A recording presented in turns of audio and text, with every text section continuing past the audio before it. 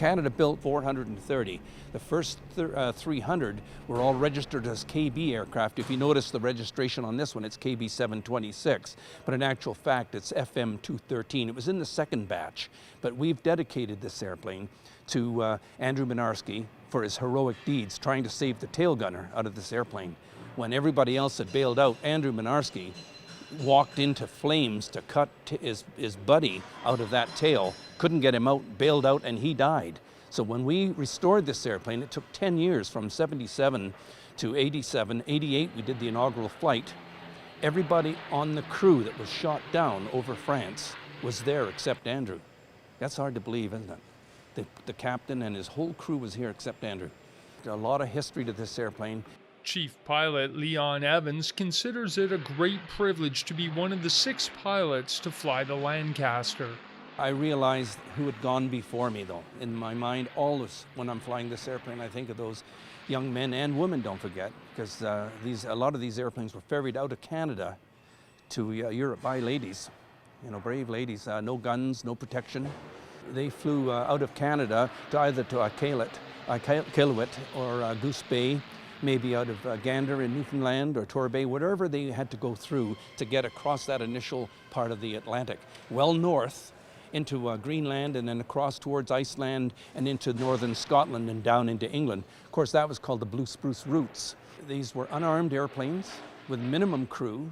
Once in England, the Lancaster was fitted out and sent straight into combat. Some of the first combat trips was to drop mines for shipping. So they just fly out over the channels into the known areas that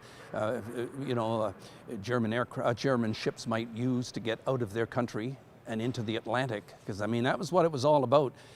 They had to stop the submarines and battleships getting out in the ocean. There would be no convoys getting through with those, Bismarck and the Scharnhorst and those ships. By the end of '42, they were into battles, and for example, a raid to Berlin would take 8 hours. These engines on this airplane were designed, now these engines built on the Canadian aircraft, they were built in Detroit by Packard. And it was ladies operating lathes and machines that built those engines. But what they did with them, they'd pull an engine off the line and run it at full power until it broke. And when that happened, they'd shut it down, disassemble the engine, find the offending part, re-engineer it, and then put it back together and run it again. And they did that until they could run an engine for 8 hours at full power. And 8 hours at full power is Berlin and back. That's what it was all about. We got to get these airplanes back. Each year, weather permitting, the Lancaster takes part in Remembrance Day services across the Golden Horseshoe. The major task for this airplane is to be overhead the museum where we have our service. It's a great service. It will not occur this year, at least with the public. We need to be over here on the 11th hour of the 11th day of the 11th month, right to the second. So one of the jobs I do is calculate, coming up from Caledonia, the distance and the time, and it's a ground speed I'm working with, so I can pass over here within seconds of that target time.